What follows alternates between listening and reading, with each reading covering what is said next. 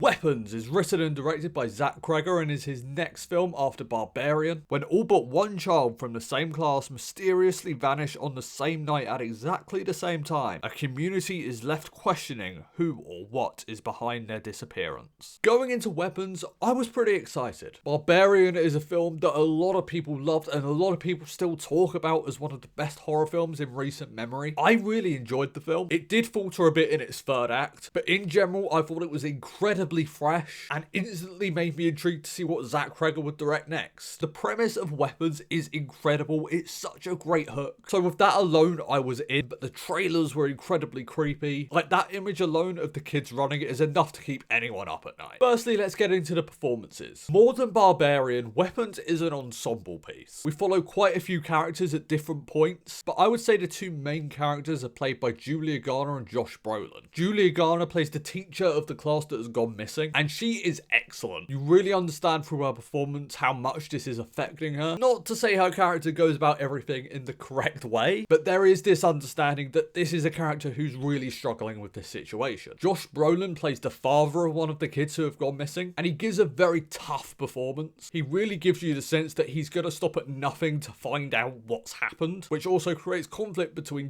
Garner's character and Josh Brolin's character. And whenever those two are performing on screen together as well, they're a really great match. I also want to mention Amy Madigan. Now, I'm going to have to tread very lightly in terms of talking about her character, but what I will say is this needs to be a committed performance, and she totally brings that. I was constantly intrigued by what choices she was going to make next. Cregger really proves himself to be a very confident director once again. The way the camera moves, the way the film's edited, it all feels so planned out. He knew what his vision was and he just went for it, and I totally respect any filmmaker that does that. As I mentioned, this is an ensemble piece, so there are a lot of characters, and the way the film moves between these characters is really interesting when it comes to the editing. Now, I'll speak more about some of the characters later, but in terms of the structure of it, it is really unique. There is a Pulp Fiction-esque vibe to the structure of the film. The mystery in general is just really, really intriguing. Whenever the film focused on that, I was just like, okay, I really want to know more. And I mean that as a compliment, because the film, and rightfully so, keeps you on your toes wondering what happened for a lot of this movie. I won't spoil anything, but the final 10 minutes are incredible and immensely satisfying. So I loved a lot in Weapons, but I do have my issues with it. My biggest one is that some of the characters can feel quite underwritten. In particular, I mean